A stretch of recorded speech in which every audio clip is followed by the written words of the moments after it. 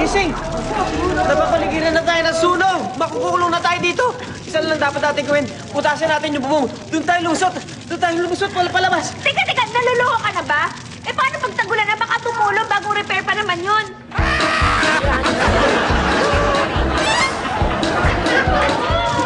Oh, no! Dear! Oh.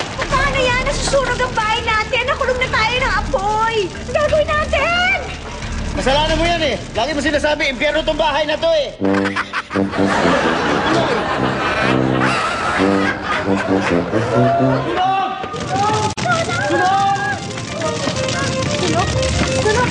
Sunog! Hoy, gumising ka! Sunog! Natrap tayo dito. Anong gagawin natin? Huwag kang mataranta. Sweetheart, ganito. Mas maganda kung basahin natin yung buong katawan natin. Basahin natin? Eh, wala naman tubig dito ah. Ha? Hindi, ganito. Lalawayan ko na lang yung buong katawan mo. Didilaan ko para mabasa ng laway.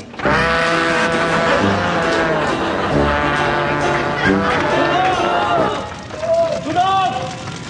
Diego, gising! Natrap na tayo dito! Ha? Ano gagawin natin, Diego? Mamamatay tayo!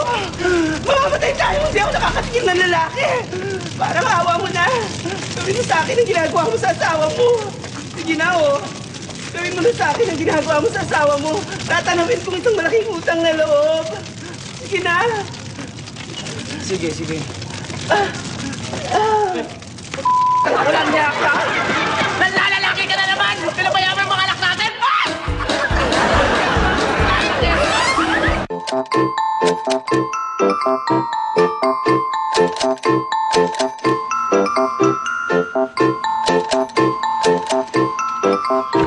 Mon, bakit hindi ako makakagraduate?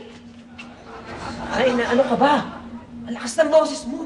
Ako na nakarinig sa'yo. Tsaka, Mister, pusang tawag mo sa akin. Pag nandito tayo sa eskwelahan, ano ka ba?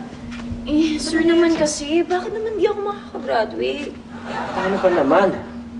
Ay na, 3 subject yung binagsak mo. Math, science, pati ba naman Pilipino? Ano ka ba naman? Eh, sir, kaibigan mo naman yung mga teacher ko, di ba? Eh, baka naman kaya gawa ng paraan yan. Wala tayong magagawa talaga eh.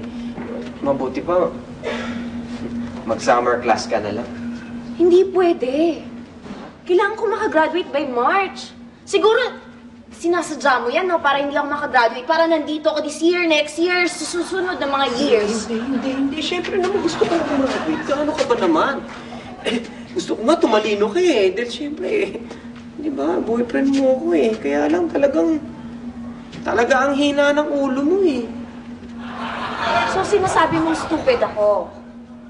Eh, siguro nga stupid ako dahil pumatol ako sa'yo.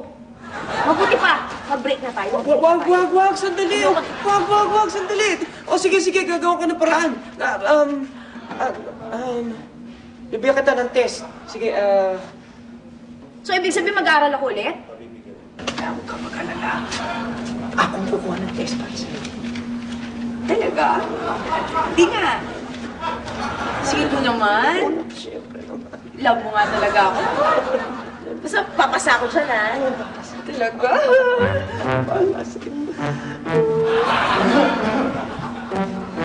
Parang may dumarating. Sandali. Magtago ka kaya. Dito na. Sir Bruce? Yes, sir. Sir Bruce? Yes, sir. Sir! Good afternoon. Napabisita kayo. Sorry, na-start ko ba kita? Di naman, binubura ko lang yung Blackbird, tsaka naayos ko lang yung mga gamit. Sir Bruce, gusto lang kita makausap. Bakit? Ano ba yun? Ano kasi, alam mo naman na hindi basta-basta dito sa eskwela natin, di ba? Oo nga. Eh, napapabalita kasi na meron ka daw na nakakarelasyon mo na isa sa mga estudyante mo.